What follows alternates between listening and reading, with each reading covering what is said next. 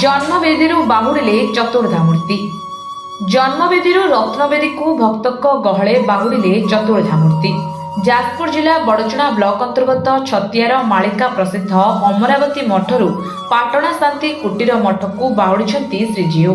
पवित्र बाहुड़ा दिन प्रत्युषरू महाप्रभु नीतिकांति पर सर्वेश्वर सेठ द्वारा रथ छेड़ा पहरा करा परे पहंडी कार्य आरंभ होइतिला। एही अवसर में समग्र अंचल भक्तिमय परिवेश रे प्रकम्पित हो उठिथिला।